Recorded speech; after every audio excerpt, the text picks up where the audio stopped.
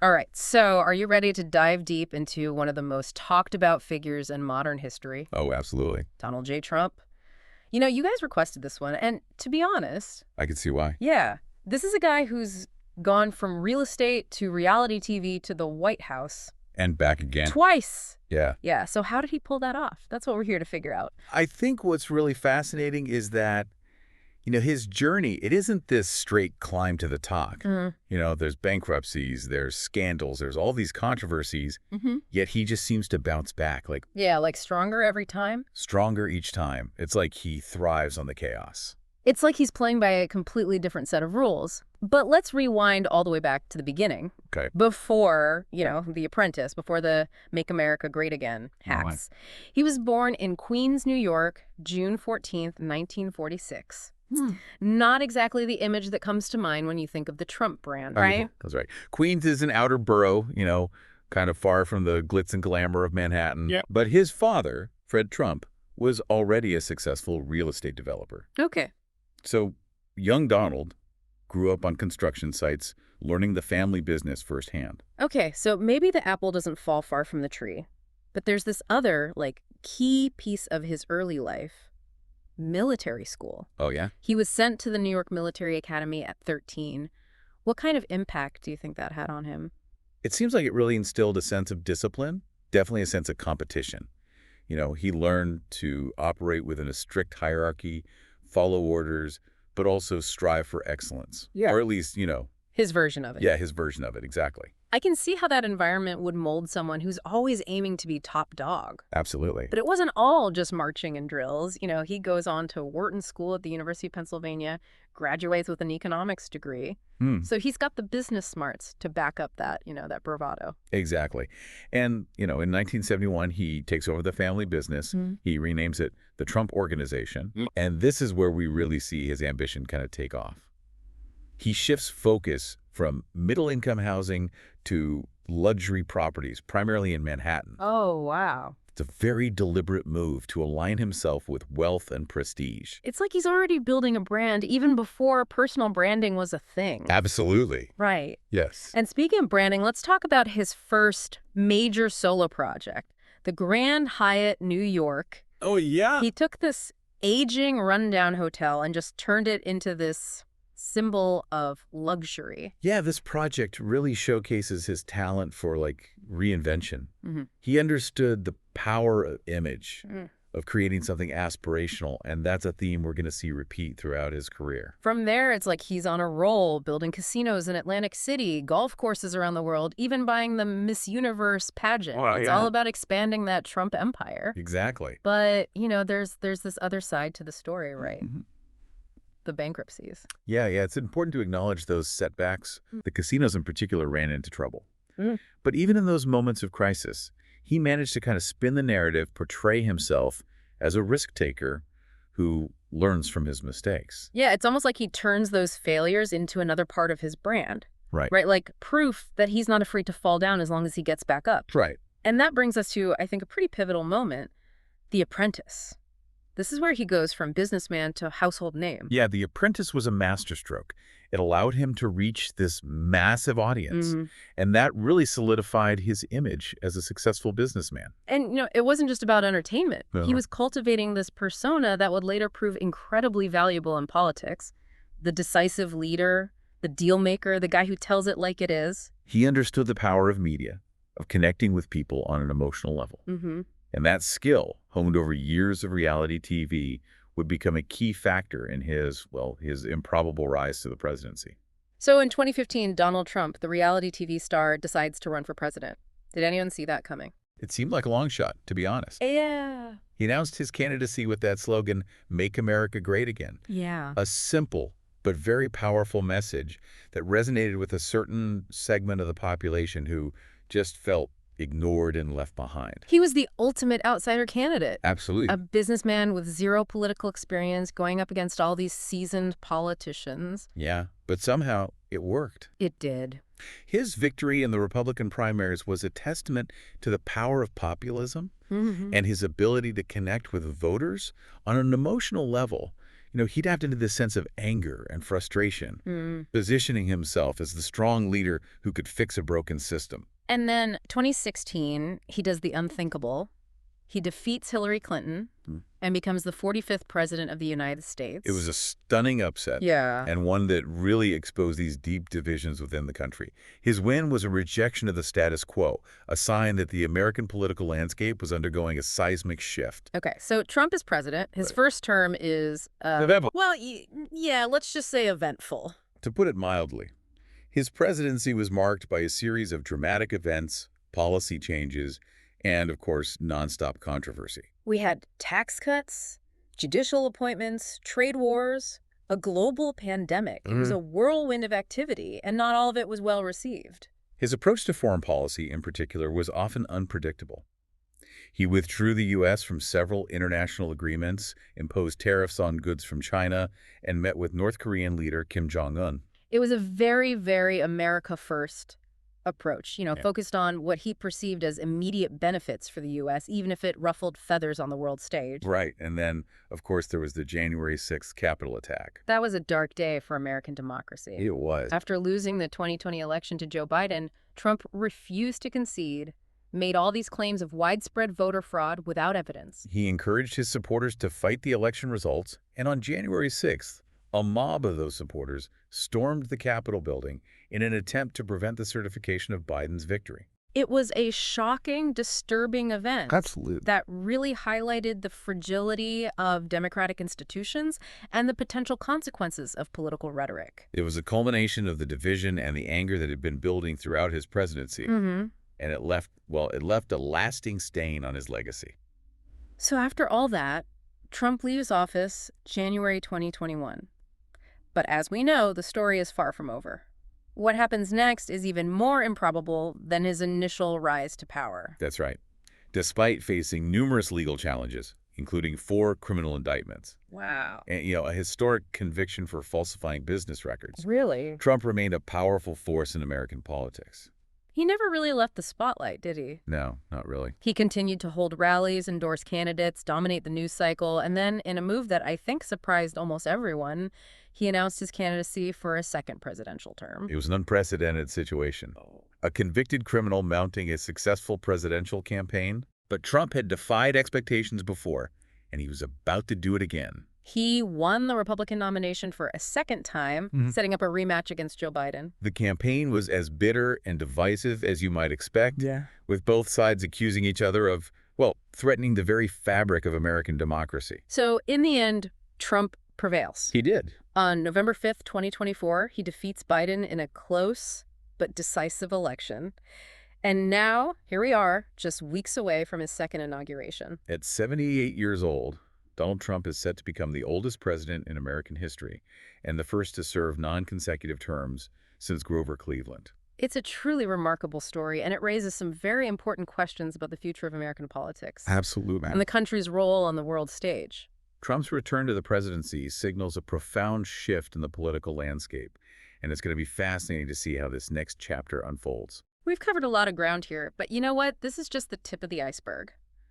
In part 2 of this deep dive, we'll delve deeper into Trump's second-term agenda, analyze his priorities, and explore what his return to power means for, the average American.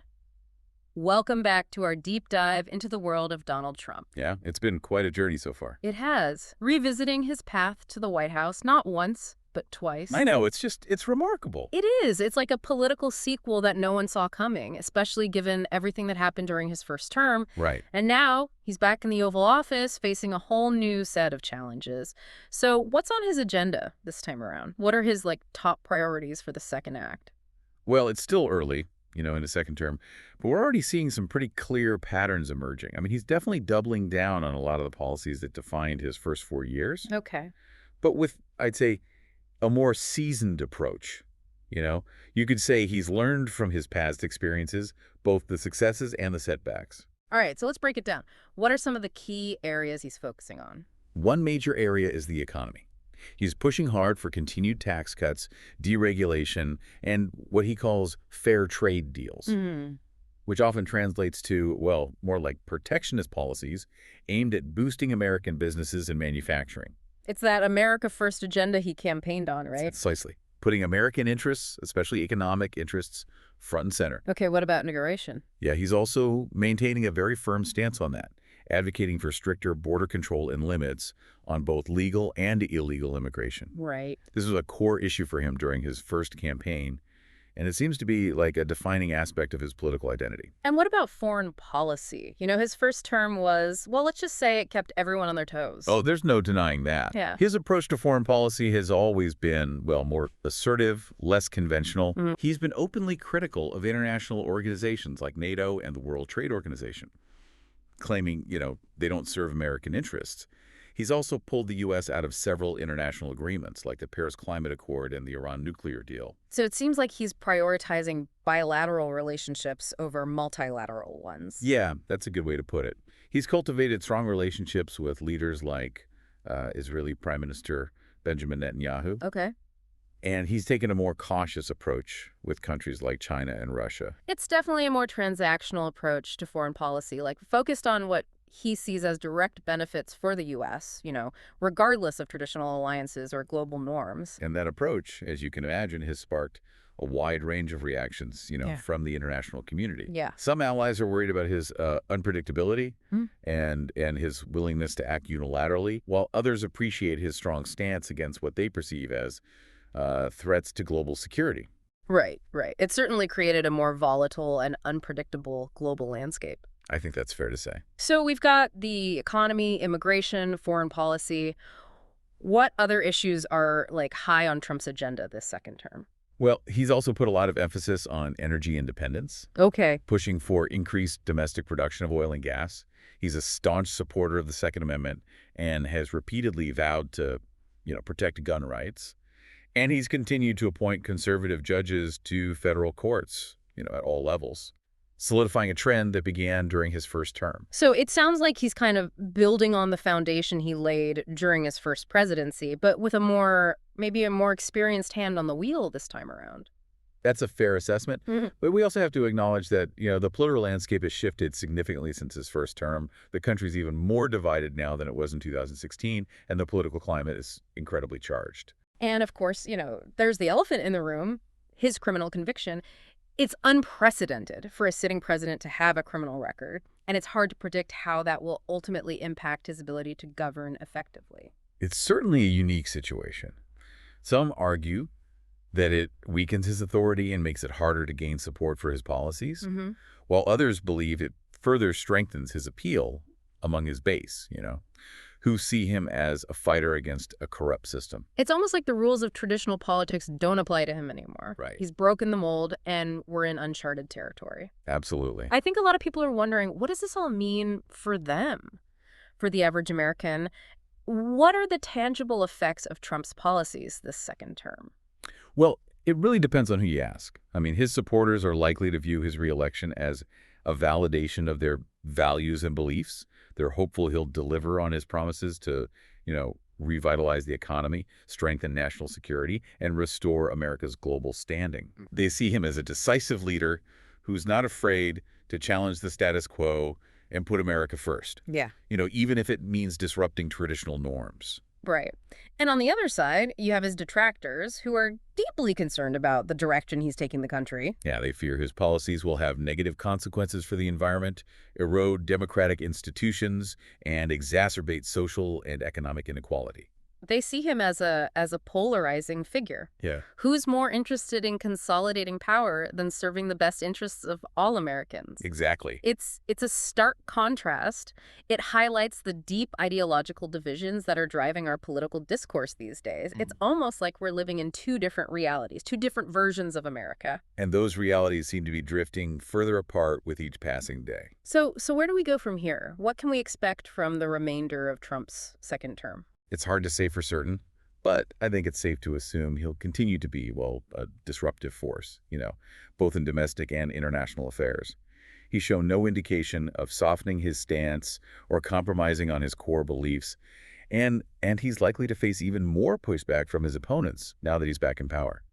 It seems like we're in for a turbulent ride. It's like watching a political thriller unfold in real time. And given the stakes involved, It's more crucial than ever for people to stay informed, engage in thoughtful discussions, and hold their leaders accountable. The future of American democracy might depend on it. And speaking of the future, that's precisely where we're headed next. Oh. In the final part of our deep dive, we're going to shift gears and delve into, well, the man behind the policies, exploring the forces that shaped his worldview and what motivates him to, keep pushing forward against all odds. That's interesting. It's a side of Donald Trump that often gets overlooked in the headlines and the political debates. I'm interested to hear your insights on that. I think you'll find it quite illuminating. Stay tuned. Welcome back to our deep dive on Donald J. Trump. It's been quite a journey. It has. Tracing this path from those early days in Queens all the way back to the Oval Office. It's remarkable, isn't it? It is. We've covered, the business ventures, the reality TV stardom, 2 presidencies, the controversies, the comebacks. But in this final part, I kind of want to shift gears a bit and look beyond the headlines, Right. We've talked about the what, the policies, the events, but what about the why? What makes Donald Trump tick? Right. What are those, underlying motivations and beliefs that have shaped his, worldview? Well, that's the million-dollar question, isn't it? And I think to really understand Trump, you have to start with his unwavering self-belief. Okay. Even when faced with setbacks, criticism, even outright failures, he just seems to have this unshakable faith in himself. It's like he has this Teflon coating where nothing sticks. Right. He's been called, a narcissist, a showman, even a con man. Yeah. But whatever you call him, you can't deny he genuinely believes in his own abilities. He sees himself as a winner, a deal maker, someone who can fix anything. And I think that confidence, that unwavering belief in himself is a big part of his appeal. In a world that often feels uncertain and chaotic, he projects this image of strength, decisiveness. Yeah, he offers simple solutions to complex problems. Right. He speaks in a language that resonates with people who are tired of political jargon, all the double talk. And let's not forget his mastery of the media. Oh, yeah. He understands how to grab attention, how to control a narrative, how to use every platform to his advantage. He's a master of branding, of creating this persona that's, it's larger than life. Love him or hate him, you can't ignore him. Absolutely. Now, another, I think, key to understanding Trump is his deep-seated need for approval. Okay. He thrives on attention, adulation, validation. Yeah, you see it in everything he does. Oh, yeah. From the rallies to the tweets, it's like he's constantly seeking affirmation, wanting to be, loved, admired. Some might interpret that as insecurity, but I think it's more complex than that. He genuinely wants to be seen as successful, as a winner, as someone who's, made it to the top. Okay. And that desire for approval, I think it's intertwined with another defining trait. Yeah. His demand for loyalty. Okay. He values loyalty above almost everything else, and he has very little tolerance for dissent or criticism. It's a double-edged sword. Oh, for sure. On one hand, it's allowed him to build this base of fiercely devoted supporters who believe in him wholeheartedly.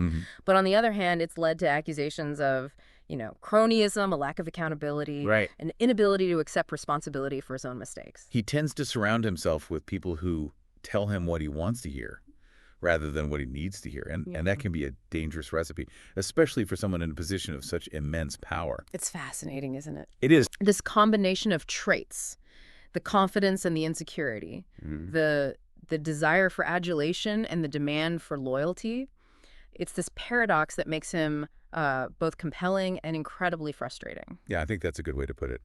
And it's that unique blend of characteristics that has made him, one of the most impactful and divisive figures in modern American history. So what does it all mean? Right. What have we learned from this deep dive into the life and times of Donald J. Trump? I think we've gained a better understanding of the forces that have shaped him, the factors that have contributed to his success, Okay. and the motivations that drive him. We've also seen how his presidency has revealed these deep fissures within American society. Yeah. Fissures that are likely to remain long after he leaves the political stage. This deep dive hasn't provided all the answers, but it's given us a framework for understanding, the man, the myth, the legacy of Donald J. Trump. And perhaps more importantly, it's challenged us to think critically about the state of American democracy. The nature of leadership, and the choices we face as a nation. Where do we go from here? Right. How do we bridge these divides that have been exposed and strengthened by, the Trump era? That's the question we all need to grapple with, regardless of our political affiliations. Yeah. Because the answers are going to shape not only the future of American politics, but the future of our nation as a whole. Well said, well said. This has been an incredible deep dive. It has. Thank you for joining us. We hope you found it insightful and engaging. And until next time, keep exploring, keep questioning, and keep the conversation going.